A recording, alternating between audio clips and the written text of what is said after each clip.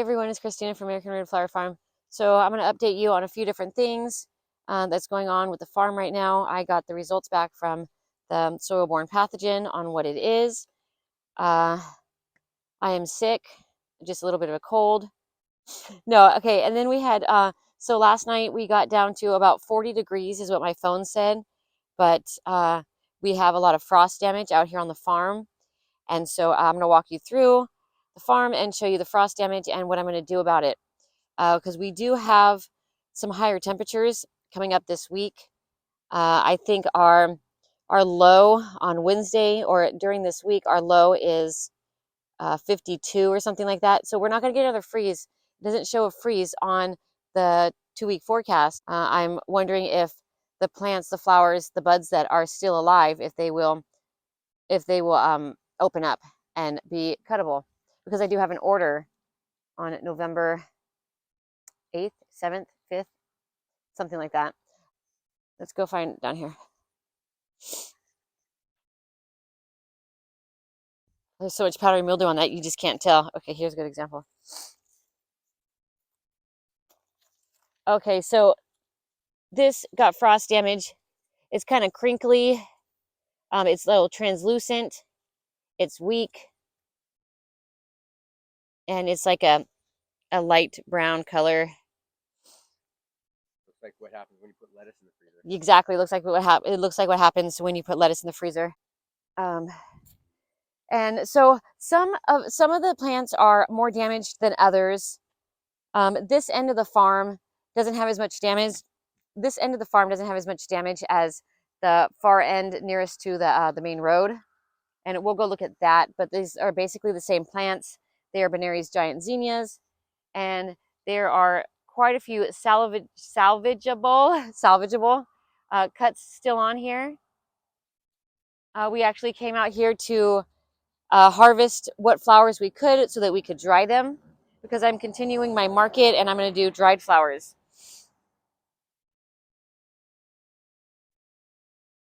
And okay, dried flowers and wreaths. So right here we have the cosmos. This is where all the disease cosmos were. We'll stop and talk about the soil-borne pathogen. So backstory on this, we had soil-borne pathogen out here. I planted my cosmos. They were maybe 120 days old, and they started to just die and have bubbling, oozing sores on them. What did I say, sores? They had spots on them that were bubbling and oozing, and they were just dying off. And so we pulled them. We had the local extension office come out, and he took some samples, and that was back, I want to say, in like May, June, maybe even. And we just heard back from them. The lab results came back from UC Davis, and we have Fusarium. So what that means to us is that we cannot treat it, get rid of it. What we can do is treat our plants that we're putting in the ground. When we put them in the ground or when we start seedlings, we have to treat them with a good fungus. It's a certain type. I'll plug it in right over here somewhere.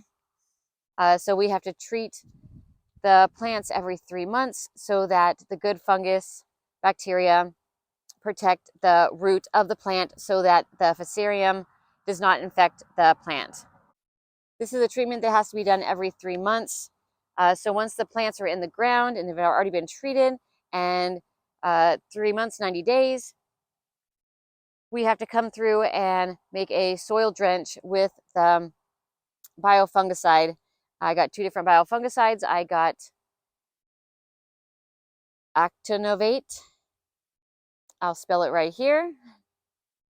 And I also got Root Shield. The reason I got both of them was because I asked Farmer Bailey what he suggested, because we spent over $500 on plugs, on flower plugs that will be coming mid-November. So I wanted to make sure that we did everything we could to not have a crop failure with these plugs that we spent a good amount of money on. The local extension office suggested a certain type of biofungicide, and I mentioned that in my question to Farmer Bailey, and he told me 2 products and that was the Actinovate and the Root Shield. And supposedly they will work alone, but they work even better together. And since we know that we have Fusarium out here, then we need to do everything possible to protect these plants. Because what we do know is that the zinnias, the celosia, the amaranth, the sunflowers, those were all okay. So everything that we grew over the summer, besides the cosmos, was not severely affected in a way that we noticed a drop in production out of all of our other plants. The soil-borne pathogen didn't seem to affect anything besides the cosmos, and it didn't even affect all of our cosmos. It only severely affected the cosmos in the front. Now, I think that the reason why it severely affected them was because they received more overhead water at the beginning of the season, because that's how we were watering at first, with the overhead watering. And so they were probably getting too much water, and then it heated, and then it got real hot, and the heat probably triggered something, stress on the plant. I'm not sure, but it triggered something to make it so that the plant was more susceptible to getting affected by the Fusarium. Whereas my second succession of cosmos were not severely affected, and those ones do have disease, but they are not the same symptoms they're not the exact same symptoms or as severe as our first succession. We also did not mulch the second succession or third succession of cosmos. We mulched the first succession of cosmos. We mulched it with some wood shavings. I think it was wood shavings that were given to us. Sawdust and wood shavings. So let me get back to what I was trying to say.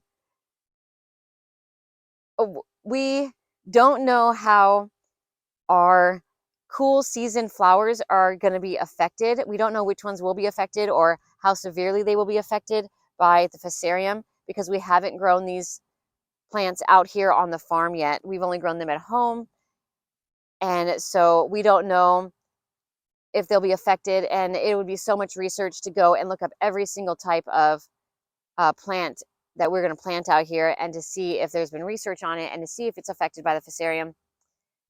So I went ahead and bought the 2 products that were suggested. And yes, okay, carry on. And I'm back, and I'm still sick. Okay, so right here we have just a mix of a couple different things that were starts that I either propagated or that I got from a local grower. But I want to show you the damage of the frost on these, and their health right now. Everything else, the zinnias, the amaranth, the basil, those are all dying, whereas this stuff here is coming to life. It took a break during the heat of the summer and is coming back to life during the fall, and it is all going to flower. We've cut some. This is Snapdragon. These were I propagated. I took from clippings. I took from when I pinched my Snapdragons, I put them in soil and propagated them, and then planted them out here. Okay, so yeah, so the yarrow looks good. It's so green. It's so like full of life right now. It looks so healthy, along with the Snapdragons. So these were pinchings. These are growing. These don't seem to be affected whatsoever by the Fusarium. These are extremely healthy.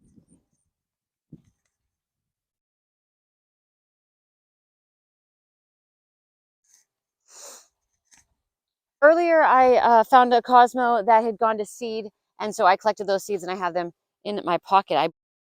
So I got some Cosmo seeds from the baby Cosmos, which don't seem to be affected yet by Fusarium. They don't seem to have any disease yet. They're still growing nicely. Cosmos weren't even damaged by the frost. So we have some Ageratum. There's a couple different Ageratum. I started these from seed at home in soil blocks, and they were growing just fine, but they have some damage from the frost. You can see again that they look translucent, like lettuce that's been put in the freezer. So it's basically just the leaves that are damaged. So I'm cutting those off, and the dead flowers. This one right here, this is Straw flower. straw. This is straw flower, and it's not. It hasn't been damaged by the frost. However, it does have some, like, looks like it's got some kind of disease going on. Little browning on there. They do the same thing. Yeah, they do the same thing at my house in the backyard. So I think those will be okay. This one, however, is more.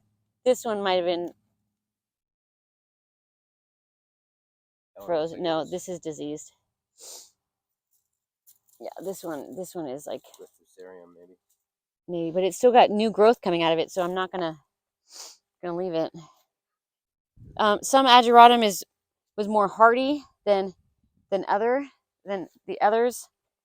I think I have two different types in here: Durango Blue and I don't remember the other one. I'm not squinting anymore. Okay, so we actually came out here today with the intention of cutting most of these flowers off, all the flowers that were harvestable. But when I came out here, it was a terrible surprise that we have all this frost damage.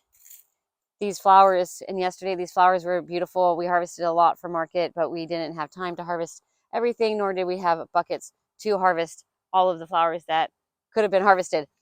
So I know that these ones were beautiful yesterday, and now they are not. And this one has disease. But yeah, just about every single flower has got the frost damage on it. And so they won't be, I can't use them. However, we still have new buds that are new flowers that are growing that aren't damaged. So hopefully these will open up in the next 2 weeks while it is not freezing. We can see that there is some frost damage, but not everything got frost damage. These look fine. However, these ones right next door, the tan, the beige, the off-white color is frost damage. Over here, there's some frost damage. As these plants are aging and the weather is changing, and it's getting cooler, we're getting less sunlight, the color of the flowers are changing. They could be nutrient deprived as well because I have not fertilized. Could be the powdery mildew. Could be the powdery mildew affecting the petals of the flower. But yes, so the colors of the flowers are changing, not just on the Lilliput zinnias, but also on the Benares giant. They're changing color. Let's go on this side because I have some. Oh, let's look at the baby zinnias, my experiment zinnias. Let's see how they did. They got burnt. They got freezer burnt. These are the experiment zinnias. They got freezer burnt. There's still a bud on them. This has still got color on it, and the inside of it about to open up. But they got pretty damaged, but not so severely that they won't make it. They also have powdery mildew. This one here is severely damaged. Like, this one won't come back. This is bent over.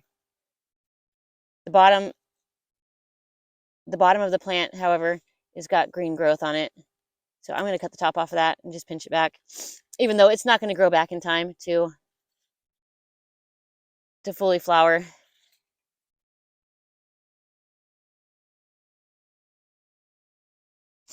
The sunflowers aren't damaged.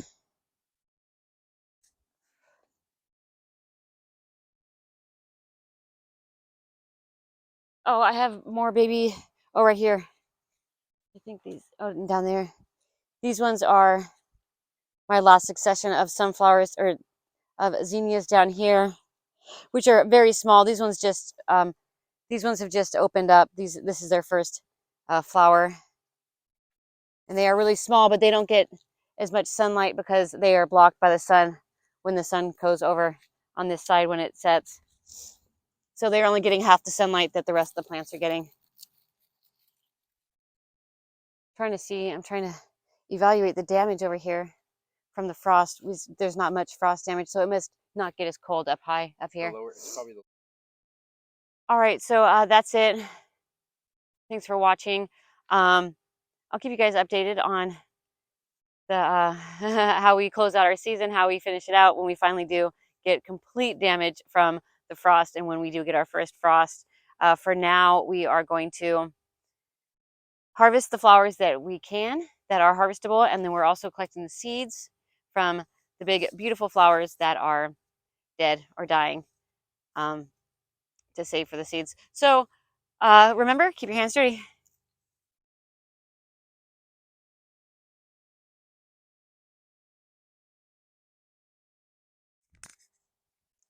It's getting hot around here. The local extension drop in production out of all of our other plants. Does that make sense?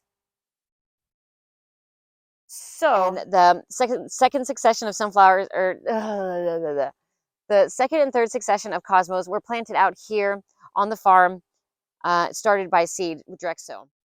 Oh my gosh, let me get the point that I was making. What I was trying to say